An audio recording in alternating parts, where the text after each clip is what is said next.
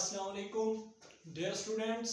आज हमने बैक्टीरिया के हवाले से छोटे छोटे और इम्पोर्टेंट शॉर्ट क्वेश्चन स्टडी करने हैं। तो आज का हमारा जो टॉपिक है ये एक लॉन्ग क्वेश्चन नहीं है, बल्कि ये बहुत इम्पोर्टेंट शॉर्ट क्वेश्चंस हैं जो आज हमने डिस्कस करने हैं। तो बढ़ते हैं अपने टॉपिक की तरफ। हमारे पास टॉपिक है सेल मेम्ब्रेन। तो बताना ये चाहूँगा कि बैक्टीरिया के हवाले से हमने सेल मेम्ब्रेन को स्टडी करना है, और सेल मेम्ब्रेन के बाद जितने भी बैक्टीरिया के साइटोप्लाज्म के अंदर जितने भी कंपोनेंट्स मौजूद हैं, जितने भी स्ट्रक्चर्स मौजूद हैं, उनकी हमने डिस्कशन करनी है। तो पहले हम डिस्कस करते हैं सेल मेम्ब्रेन। बैक्टीरिया की सेल वॉल के बाद क्या आता है जी? Cell membrane. The structure present behind the cell wall of bacteria is known as cell membrane. Bacteria की सेल वॉल के बाद जो स्ट्रक्चर मौजूद है उसे क्या कहते हैं? Cell membrane.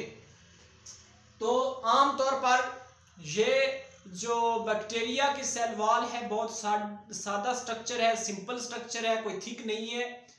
तो यूकैरियोटिक सेल की निस्बत इसकी जो सेल मेम्ब्रेन है ये बहुत सिंपल है और कमजोर है, वीक है। छोटा सा रप्चर इसे तबाह कर देता है और इससे जानदार की या ऑर्गेनिज्म की जो है डेथ भी हो सकती है और जानदार की जिंदगी स्टेक पे जा सकती है। तो यूकैरियोटिक सेल में जो फैट्स या लेयर होती है लिपिड्स की वो तो मौजूद होती है, लेकिन बैक्टीरिया की सेल मेम्ब्रेन के अंदर ये लेयर मौजूद नहीं होती है। तो उसके बाद हमने देखने हैं फंक्शंस ऑफ सेल मेम्ब्रेन।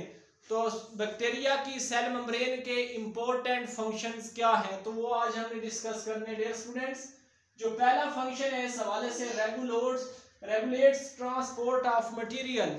जो बैक्टीरिया के सेल के अंदर जितना भी मटेरियल है उसको रेगुलेट करता है। रेगुलेशन किस चीज की?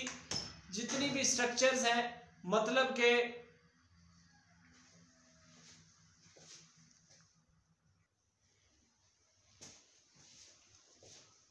तो dear students regulation of material से यहाँ पे क्या मुराद है? तो मतलब कि रेगुलेट्स ट्रांसपोर्ट ऑफ मटेरियल। कौन सा मटेरियल होगा? Lipids, protein, carbohydrates, macromolecules, micromolecules, ये जितनी भी चीजें इसकी ट्रांसपोर्टेशन।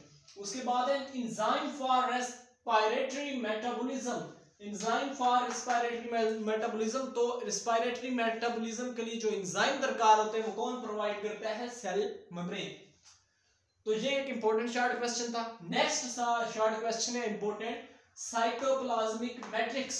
अब वर्डिंग पे जरा गौर करें। साइटोप्लाज्मिक मतलब साइटोप्लाज्म के हवाले से बात हो रही है।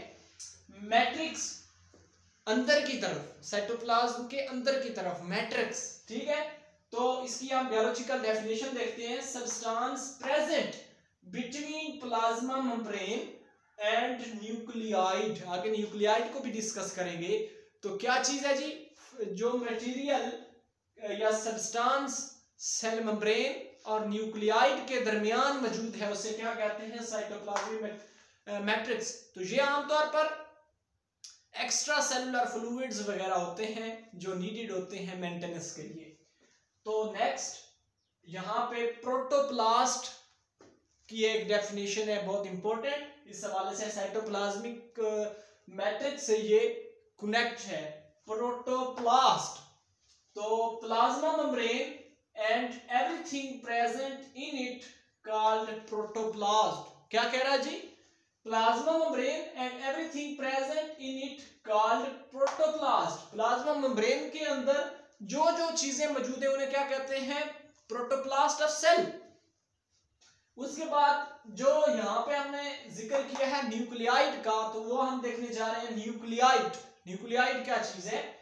तो nuclear material DNA of bacteria aggregates to form irregular shaped dense body known as nucleoid. अब बैक्टीरिया का जितना भी जेनेटिक मटेरियल है डीएनए, तो ये इर्रेगुलर शेप में इकट्ठा हो जाता है एक ही जगह पे, तो इसे क्या कहते हैं? न्यूक्लियाइड। ठीक है, समझा भी? ये डियर स्टूडेंट्स आपने इग्नोर नहीं करना, ये बहुत इंपॉर्टेंट शॉर्ट क्वेश्चन है आपके एग्जामिनेशन के हवाले से। तो नेक्स्ट जो थीम है हमने स्टडी करना है प्लाज्मिड। प्लाज्मिड एक इंपॉर्टेंट स्ट्रक्चर है बैक्टीरिया की स्ट्रक्चर के हवाले से। तो प्लाज्मिड क्या है? Circular double stranded extra chromosomal DNA molecules in bacteria. Bacteria के अंदर एक्स्ट्रा क्या नाम है? क्रोमोसोमल डीएनए मॉलिक्यूल मौजूद होते हैं और उनकी स्ट्रक्चर क्या है? Double stranded. तो क्या कहलाते हैं जी? प्लाज्मिड। अब नेक्स्ट जो चीज हमें स्टडी करनी है वो है राइबोसोम्स। तो राइबोसोम का हमें पता है कि जानदारों के अंदर आरएनए और प्रोटीन्स का मजमूआ क्या कहलाता है जी? राइबोसोम्स। अब बैक्टीरिया के अंदर जो यूनिट है राइबोसोम का वो है 70S। एस का मतलब होता है स्वीडबर्ग यूनिट। और एक अगर हम यूकैरियोटिक सेल की बात करें तो उसके अंदर ये कितना होता है? ये इसका सबसे बड़ा कितना होता है? राइबोसोम 80S स्वीडबर्ग यूनिट है। तो यूकैरियोट का 10 गुना बड़ा है किससे? बैक्टीरिया के राइबोसोम से, जो कि 70S है। नेक्स्ट है मिजोसोम्स। तो मिजोसोम्स क्या है?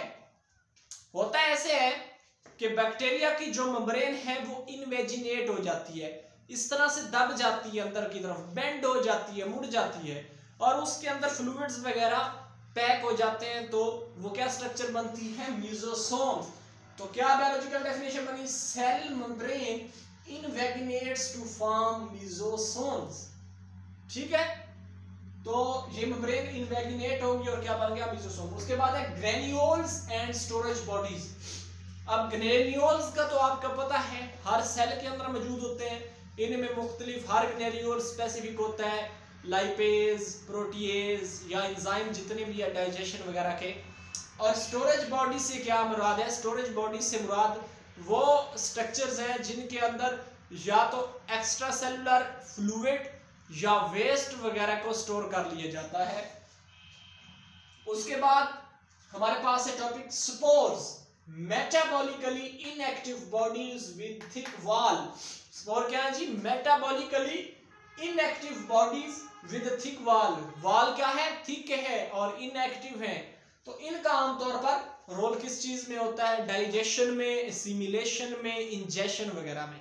तो इसलिए इन्हें इनएक्टिव कहा जाता है। और ये थिक होते हैं ताकि इन्हें होस्ट की कोई चीज खा ना सके, ईट अप ना कर सके। तो ये आमतौर पर स्पोर्स दो तरह के होते हैं। एक होते हैं एक्सोस्पोर्स, सेल के बाहर, और एंडोस्पोर्स, सेल के अंदर जो वर्क करते हैं। उसके बाद है जी cysts. Dormant, thick walled and desiccant resistant structure is known as cyst. क्या है जी? Dormant, thick walled and desiccating resistant structure known as cyst. तो ये था डियर स्टूडेंट्स आपका आज का टॉपिक, जो कि टोटली शॉर्ट क्वेश्चन थे। तो मेरे चैनल को लाइक एंड सब्सक्राइब कीजिएगा। फिर मिलेंगे नए टॉपिक में। अल्लाह हाफिज।